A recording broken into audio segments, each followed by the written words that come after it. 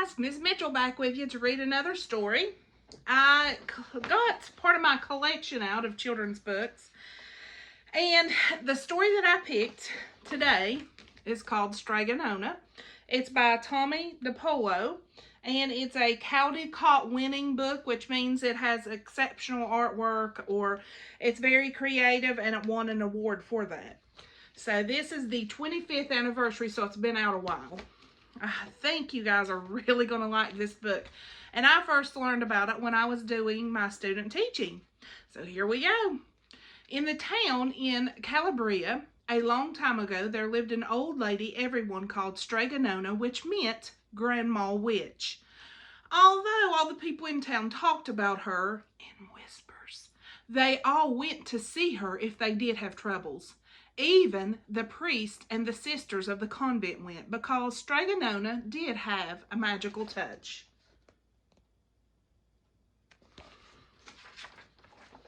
She could cure a headache with oil and water and a hairpin. She made special potions for girls who wanted husbands. And she was very good at getting rid of warts. But Strega was getting old and she needed someone to help her keep her little house and garden. So she put up a sign in the town square.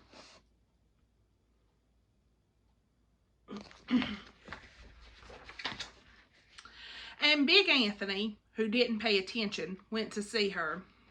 "Anthony," Strega said, "you must sweep the floors and the house and wash the dishes. You must weed the garden and pick the vegetables. You must feed the goat and milk her, and you must fetch the water. For this, I will give you 3 coins, and a place to sleep and food to eat." "Oh, grazie," said Big Anthony. "The one thing you must never do," said Strega, "is touch my pasta pot. It is very valuable, and I won't let anyone touch it." "Oh, see, yes, see," said Big Anthony. And so the days went by. Big Anthony did his work, and Strega met with the people who came to see her for headaches or for husbands and for warts. Big Anthony had a nice bed to sleep in next to the goat shed, and he had food to eat. One evening, when Big Anthony was milking the goat, he heard Strega singing.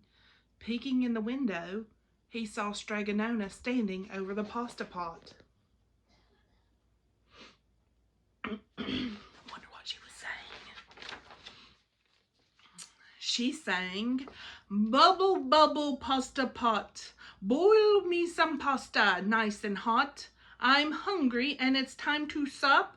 Boil enough pasta to fill me up." And the pasta pot bubbled and boiled and was suddenly filled with steaming hot pasta. Then Strega sang, "Enough, enough, pasta pot. I have my pasta nice and hot. So simmer down, my pot of clay, until I'm hungry another day." "How wonderful," said Big Anthony. "That's a magic pot for sure." And Strega called Big Anthony in for supper. But too bad for Big Anthony, because he didn't get to see Strega blow 3 kisses to the magic pot.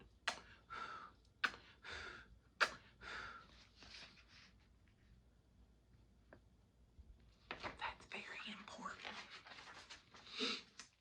And this is what happened.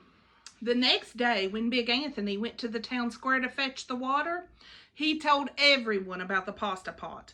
And naturally, everyone laughed at him because it sounded so silly, a pot that cooked pasta all by itself. "You'd better go and confess to the priest, Big Anthony," they said. "Such a lie."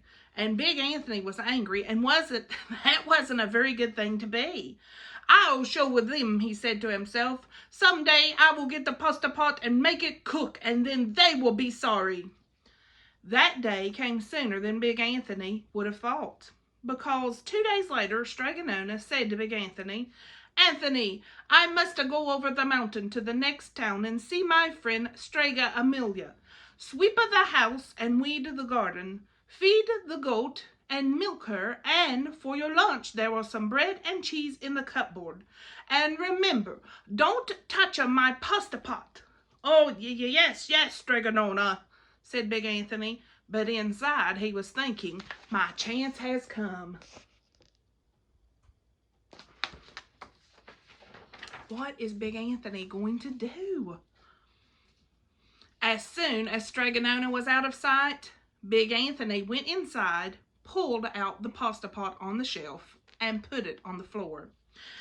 Now let's see if I can remember the words, Big Anthony said. And then Big Anthony sang, a bubble, pasta pot, boil me some pasta nice and hot.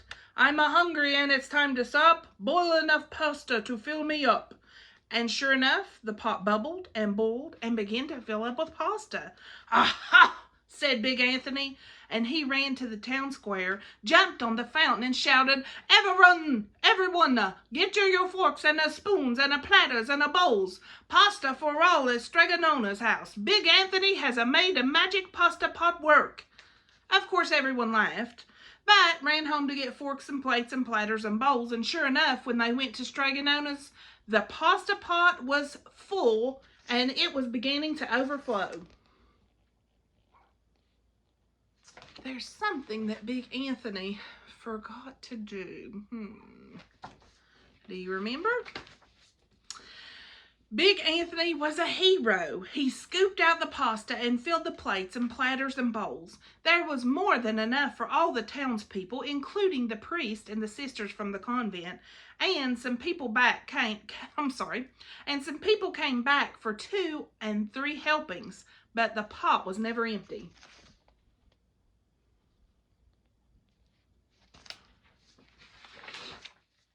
When all had had their fill, Big Anthony sang, enough of my pasta pot. I have my pasta nice and hot, so simmer down my pot of clay until I'm hungry another day. But alas, he did not blow the 3 kisses. He went outside, and to the applause of the big crowd, Big Anthony took a bow. He was so busy listening to their compliments from everyone that he didn't notice the pasta pot was bubbling and boiling until a sister from the convent said, oh, Big Anthony, look! And pasta was pouring out of the pot all over the floor of Strega Nona's house and was coming out the door. My goodness. If only Big Anthony would have listened to the instructions. Big Anthony rushed in and shouted the magic words again, but the pasta pot kept bubbling. He took the pot off the floor, but the pasta kept boiling and pouring out over it. Big Anthony grabbed a cover and he put it on the pot and he sat on it.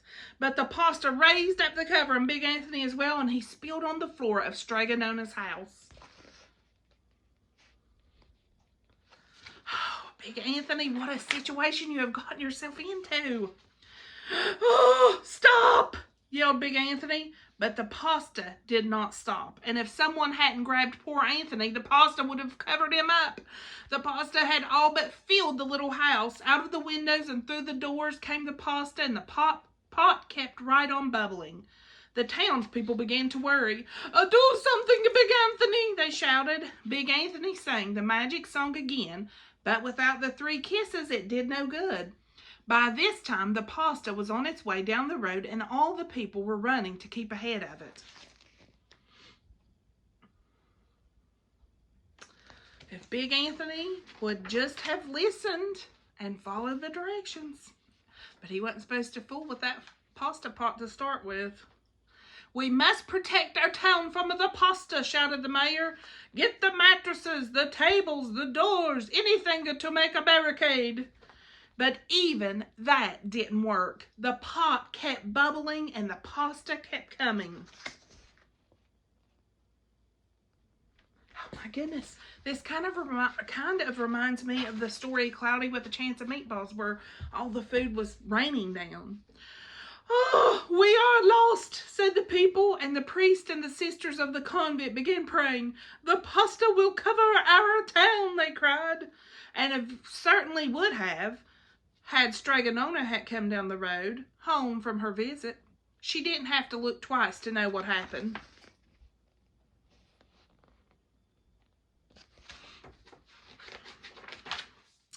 She sang the magic song and blew her 3 kisses, and with a sputter the pot stopped boiling and the pasta came to a halt. "Oh, grazie, thank you, Strega Nona," the people cried. But then they turned on poor Big Anthony. "Stringa him up," the men of the town shouted. Uh-oh, they're wanting to put Big Anthony in jail. Now, wait," said Strega Nona. "The punishment must fit the crime," and she took a fork from the lady standing nearby and held it to Big Anthony. "All right, Anthony, you wanted pasta from my magic pot," she said. "And I wanted to sleep in my little bed tonight, so start eating." Oh no. Big Anthony's punishment is to eat all of that pasta that he created. And he did. Poor Big Anthony. Oh no, look at this. Look at all that pasta and look at his little belly. It's not so little anymore. Big Anthony is getting bigger. The end. And there it shows Strega Nona in her little house asleep. So, I really enjoyed this story. I hope you learned a lesson that you need to follow directions and listen when someone tells you something. And I hope you guys are staying safe during quarantine. I miss all of you all.